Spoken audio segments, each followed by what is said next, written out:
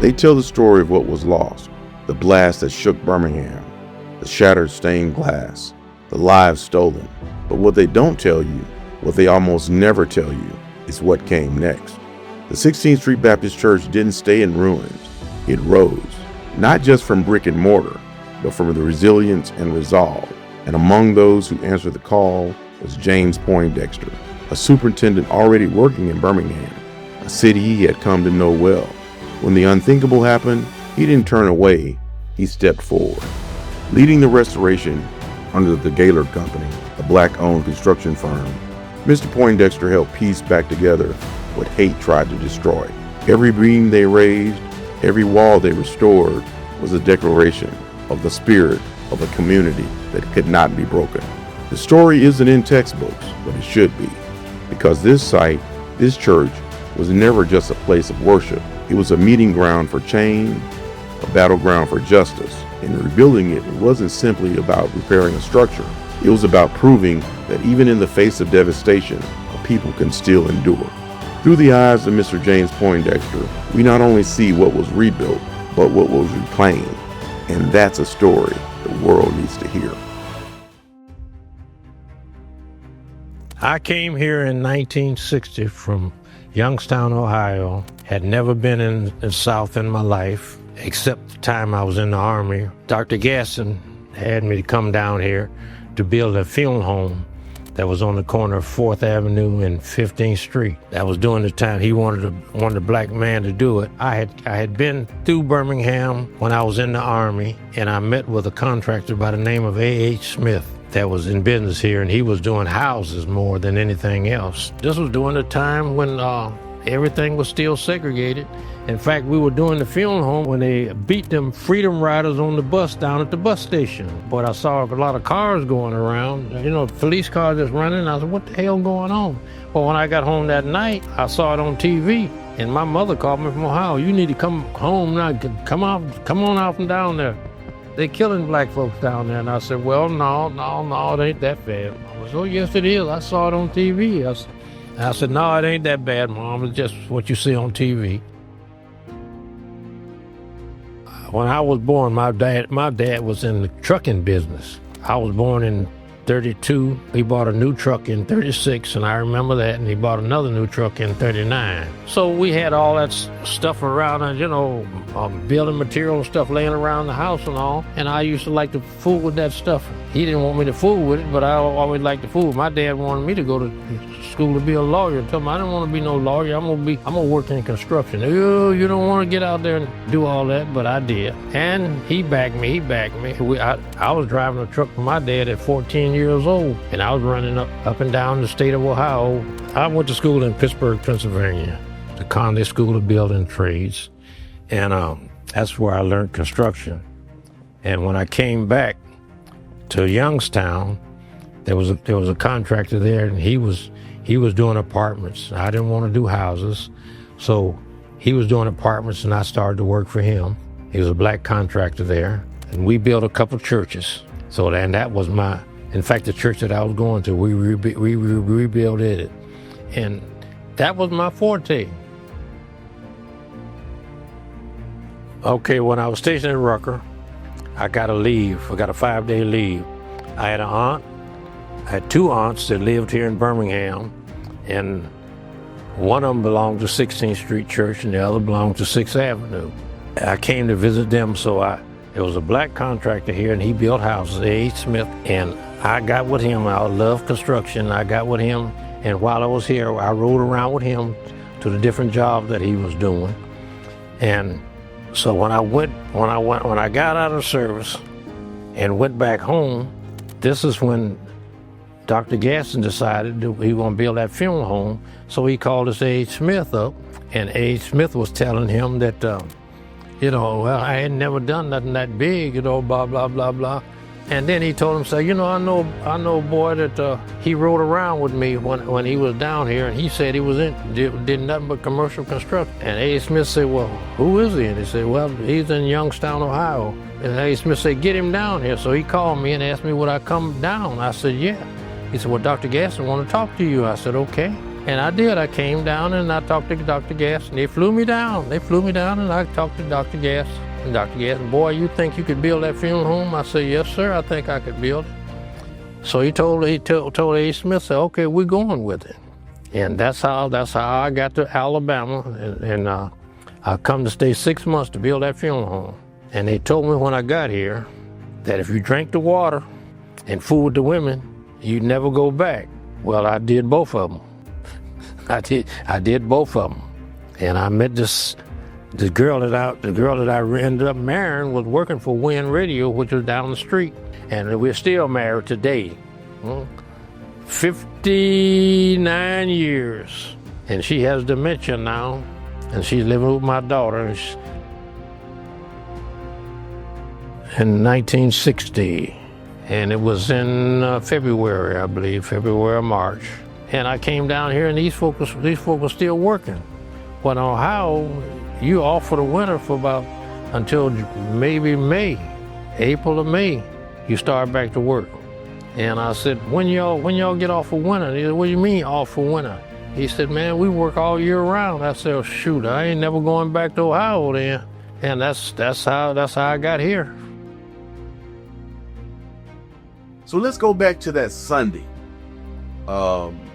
When you heard about the bombing, were you at church? Were you at your church that Sunday? No, I think it was before I got down to church. If I'm not mistaken, that bombing was around the Sunday school hour. Well, it was after the Sunday school hour, between Sunday school and church, because that's why them girls had left the class and went downstairs after Sunday school, because my aunt was their teacher. And when I heard about it, we were downtown. Well, then man, the police were running around so bad down there on 4th Avenue. We turned out church, and everybody went home because everybody was afraid. We didn't know how many churches were gonna get bombed, you know. So we turned out church, and everybody went back home. Yeah, right. Well, we're right in the downtown area there. You know, see, there's a bunch of black churches. If you notice down there where 16th Street Church is, and within maybe a 10-block area, there's a bunch of churches in there. And my church is one of them. We're on 5th Street, on 4th Avenue and 5th Street, and everybody turned out and went home, man. And you know, everybody was afraid. And then the police was running around. So, oh God, man, every time you look around, police cars just circling around. And so that's and I didn't know about it. I know I had an aunt was down there at 16th Street, and we found out that she got hurt in the bombing, so she was in the hospital. The girls that got killed, she was their Sunday school teacher. They turned out Sunday school, and them girls were down there in the washroom freshening themselves up. Aunt Ella was upstairs, and she was cut in the bombing. Her legs was cut from some glass. She had sugar real bad, and that never did heal. But she was not called a casualty of the bombing. She just called it somebody that died from sugar. She got cut in the bombing. Some glass from one of the windows hit her in the leg, and then she had sugar real bad, and never could get it to heal. So she died as a result of that. No, you don't know how many they were going to bomb. In fact, from then on, we had people outside with guns. Outside the church, standing one on the corner there, one on the corner, on the corner here, and one on the corner there. And if any white man come by with a car driving slow, he might be in trouble. Cause if he stopped there in front of that church, going to throw a bomb or something, they're gonna shoot him. Everybody was up in arms, man. Everybody ready for civil war. But you know, and then you were talking about what we wasn't gonna take. Well, you know, after that, these kids started to demonstrate. That's when the demonstrations started now. All right, and them kids, they try to keep the kids in school and lock the doors, and the kids are jumping out the school windows, coming downtown to demonstrate. All right, the police, one time the police took a bunch of them to the fairgrounds, locked them up in the fairground. And not according to sex or nothing else. And then they had no toilets there. And then what you gonna do with these children? How you gonna feed them?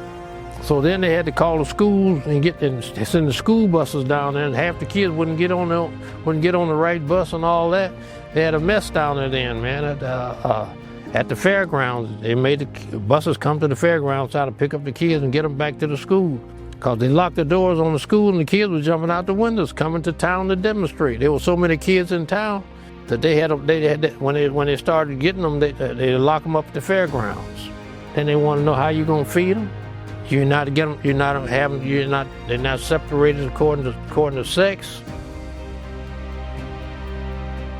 Well, the adults were mad, but we didn't have nothing to fight with. We had nothing to fight with, so I mean, we were mad. Yeah, everybody was mad during that time, man. Nothing to do. You kind of separate. You kind of grinned and bear it. We're looking for a better day. Oh man, I have never seen nothing like it. The walls in that church are 3 foot thick at the basement. It blowed a hole in that wall big enough to drive a car through and blowed all the windows out upstairs in the church.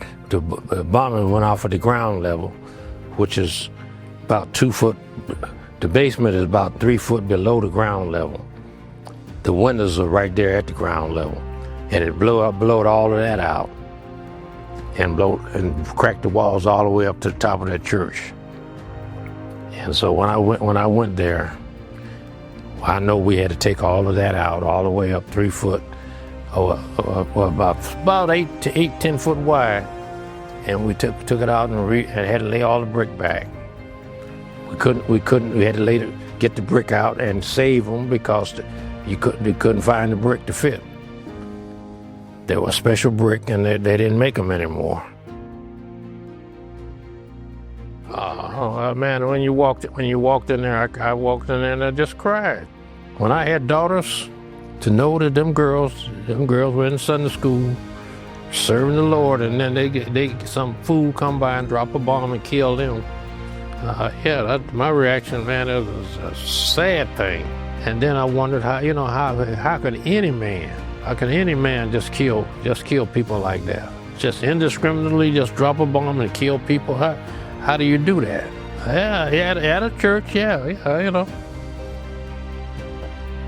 But that was a sign of the times, man. That's the way things were back then. And it's the same thing today. It ain't much different now. The only difference now, we're off the subject, but we killing each other now. They don't have to kill us anymore. We kill each other off. Oh, we had to go in there. The first thing we had to do was start cleaning up and getting everything cleaned out. And then the wall had cracked all the way from the bottom to the top, and we had to take out a section of brick and all the way up. And I had a scaffold from the front, from the bottom to the top. And we took it out and laid it all back. You can't even tell where it happened now. We had trouble trying to lay them brick on an 1/8 of an inch joint because the bricklayers can't do that now. I had to call a man out of retirement, and I went to him. I went to his house, and I said, Mr. Generator, I got to Poindexter, I ain't coming back down there. I ain't going to do. I said, I don't want you to work. All I want you to do is show these young bucks how to lay them brick. And he came down there and he told the boy, I said, put your trowels in your truck. Put your trowel and your hammer in your truck. And you can't lay these. And he showed them how to do it, and that's how we got that wall laid back up. You can't even tell the difference now. And you can be a master of construction. If you walk past that bit, show me where that bomb went off at. Show me where we put it back. You can't tell it. Mr. Gaylord's mother was a big member there. Gaylord attended that church too. He told me that we were going to go down 16. I was working at a project on Center Street. Told me we were going to 16th Street Church. So he took me down there, and that's where I ended up. I said, okay. Mr. Gaylord was a contractor. He did houses and commercial construction. He was a good man. He was a good man. So tell us a little bit about the bricklayers that you had down there. The bricklayers down there, they had a bricklayers local. All the bricklayers were union. Back then, you had to be union. And they had black bricklayers in the local. So that's what we used down there on that project, was all the black bricklayers. Now after that, there was other projects that we done we used white and black bricklayers, but they would not work together. We had a crew over here and a crew over there. The whites was over here and the blacks was over on another project. And that's the way they worked. But they was in the same union hall. They worked out of the same union hall, but they didn't work on the same scaffold together. Just about like it is here now. You just didn't see no white girls and no black boys. And you didn't see no black gals with white men. But life ain't changed that much. Have you ever seen bull corners? Have you ever seen them with your own eyes? Yes, sir. And I remember the tank that he rode around in. You got to remember, my church was downtown. And the tank that Bull Connor rode around is at the Civil Rights Museum today. They got it over there. Yeah, I remember seeing him ride around in that tank, intimidating people. Huh? I've seen them white policemen sick dogs on them children. I remember when after the bombing, Lord. Them kids jumped out of the windows at the school. They locked the school doors to try to keep them in, to keep them going to the demonstration downtown. They had so many kids, they locked them up at the fairgrounds. And they said, now y'all ain't got no toilets for these children. You ain't got no food for them. You got to turn these kids loose. As Bull Connor thought he gonna keep them, gonna just lock them up. They had them all locked up, then they wasn't segregated according to sex or nothing. Shit. Before night, and then they had to send the school buses down, and half the kids wouldn't even get on the right school bus. They had a hell of a time getting all them kids back to the schools that they come from. That was just the way things were back then. I used to Gaston Motel. That's where I lived. And King and all of them were down there. I saw them every day. And they would have these big meetings out there in that parking lot, man. And after the first two bombings, I said, shit. I said, they bombed Shore's house, Shuttleworth house. Because we put that church back to Shuttleworth house. That was way after that, though. But anyway, it started hitting me in the head. You need to get the heck out from down here. They're going to bomb this motel. They're going to bomb the hell out of this motel. Well, I wasn't over there where Dr. King and them was. And they did. They dropped the bomb where they thought Dr. King was, at that first room where Dr. Gaston had a suite. And that's where they thought Dr. King was. Dr. King was way down the motel in one of the rooms. See, they thought they were gonna get him. We had a bad uprising here, man. We had a bad uprising here. Yeah. After the bombing, black people got moved. They got bitter. In fact, we were ready. At my church is right down the street on 4th Avenue and 5th Street. We stand out there every Sunday with guns. And if a white man would have come pull up in front of that church and stuff, he'd have been a dead sucker. Cause we're gonna let them bomb that church. We're gonna let them bomb our church. And that was I was an officer there, and that was one of our jobs. And every officer had guns on them. And we wouldn't go in for the service. We stand out there. We stand on the corner right up there from the church. The church was right close to one corner. And then we stand up the street from the church. It was some troubled times back then. And, black folk were more together back then, man. Now, we don't hardly speak to each other.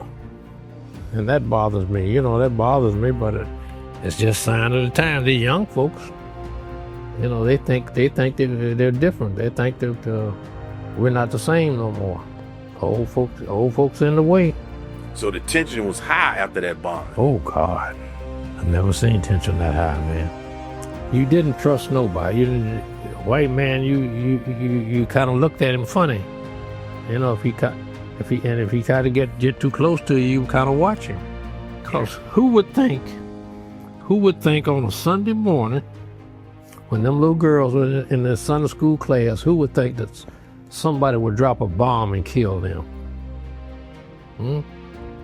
Who would think that? Who would think that on a church? Who would think that they would do that?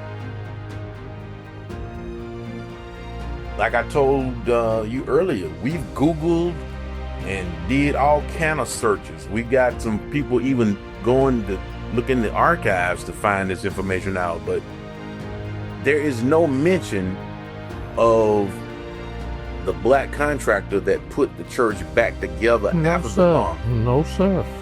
All our black history is lost. I was the first black to pass the police exam. Now, in the paper, and I wish I could go find that newspaper, I was on the second page as the first black to pass the police exam. They wouldn't accept me as a policeman because they said I had a bad credit report from Ohio. I went down there. I was an MP in the Army, and when they first started giving that exam, what's his name? The preacher out there, he passed it. He passed the exam. I passed the exam before he did, but they wouldn't hire me because they said I had a bad credit report from Ohio. Well, look at me now. Say treat people right, treat these churches right. Every church. That's how we built so many churches, man. We built most of the big ones around here.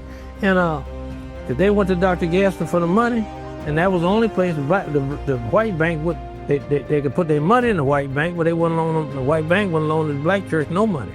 So Dr. Gaston was loaning them money, and Dr. Gaston used to go to. I seen Dr. Gaston talk at church, and talking about Dr. Gaston had 8th grade education. Dr. Gaston had a PhD, man. Macedonia and Inslee. They were going to put up an educational building, $500,000. We had the contract on it. They had the cash to do the building.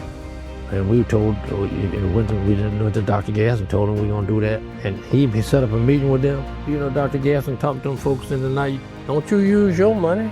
Use my money. And keep your money. And I'm going to show you something else. You take five of them deacons and insure them with Booker T. Washington Insurance Company. And when they die, y'all got that money. And they talked that church into actually using his money to build that education building they built. And I said, well, I've been doggone. I said, they're talking about Dr. Gaston had 8th grade education. He could sell an Eskimo, some ice cream. I said, he actually, I was there when he sold them people. Because when everything Macedonia did, it come through me. When Macedonia them got messed up, the Black Contractor messed them was Henry Williams. I don't know how Reverend Norwood knew me or knew of me. I was never in the construction business. I was working for Robbins Engineering as the first black carpenter they ever had. I was working out of the local. And Reverend Norwood called me and said, Poindexter, yes, sir. This is Reverend Norwood, yes, sir. My church would like to have a meeting with you. A meeting with me? Yeah, yes, we would need a meeting with you. The Lord told me about you. And I said, oh, boy, here comes some bull. And I went out there and had a meeting with them. And Reverend told me and told them, say, the Lord told me that you're going to do our church. I said, Reverend, I ain't built no church this big. Never in my life. And right now, I'm working as a carpenter. I'm working as a carpenter for Robbins Engineering. I was the first black carpenter. And I I started at Miles College, and then I went to, Lawson State is now. I went out there, Mr. Robbins hired me out there as assistant superintendent. Had a white man, and this white man, oh man, I could write a book on that. Every day it started to rain, the white man sent me home. And I said, okay, I went home. So when he went to the office and got the checks, he come out there and he was actually mad enough with me to fight. And he asked me, he said, how much money they paying you? How much money they paying you? I said, hell, I don't know. I didn't even ask Mr. Robbins how much they gonna pay me. And he said, do you know that you making, 15 or 20 cents an hour less than me? I said, I don't know. I said, I didn't talk about that. And he was actually furious with me. Well, you ain't going home no more. And he'd make me stay there. If it rained, he'd make me stay there. And we were not doing nothing then but cutting trees. after the bombing, you put the church back together, and life goes on, and you get with Dr. Gaston, and did he help you form Mac Pond, or give me that story? Okay. When I was on 16th Street Church, Mac got out the Army. Mac had been to school at Tuskegee, and he had went to work for Gaylord. And that's where I met him when after the bombing. That's where I met him. He told me one day, he said, we need to go in business, man. I don't want to go in no construction business. Oh yeah. So we talked, and we decided, and that's what we decided to do. And that's how we got off into it. You remember the year? Huh? You remember the year, y'all? No, he will remember. I told him about you, and he said he'd be glad to talk to you. Oh, every church that can't see Dr. Gaston, his bank could not finance churches because the churches didn't have, black churches didn't keep records. They had all their records in a little book or something. To go to the bank, you had to have profit and loss statement, blah, blah, blah, and all that. Well, the black churches didn't have that. Well, Dr. Gaston couldn't finance them through the bank, so he take them to Booker T. Washington. And Booker T. Washington had plenty of money. And that's how he financed them churches, through Booker T. Washington. And that's why he, and you talking about making money? And then Dr. Gaston started talking to black churches into putting money into his bank. Because everybody was going to the white bank. The white bank would take your money, but they couldn't, they wouldn't finance your church. They wouldn't finance your building. So Dr. Gaston said, you put your money, I know you ain't gonna take all your money out of that white bank. I never will forget. I've watched him. I've been on a meeting with him when he went to Macedonia. He said, I know y'all ain't gonna take your money out of that white bank, but put a little bit over in my bank. And then when you get ready to borrow some money, come see me and we'll loan you the money. And after that, he started financing them churches. Well, then the churches said, hell, what we taking our money to the white bank? They ain't gonna finance our church. So why do we go to Citizen Federal? It's like my church right now. That's where our account is. At Citizen Federal. That preacher wouldn't open an account at another bank, a white bank, because he wanted to transfer some of our money. One of them young preachers want to transfer out some of our money over to the white bank. How the hell we want to go to the white bank? Dr. Gaston got it. Huh? When we built that church, Dr. Gaston financed it. When we put an addition on it, Dr. Gaston financed it. And what we need with the white bank?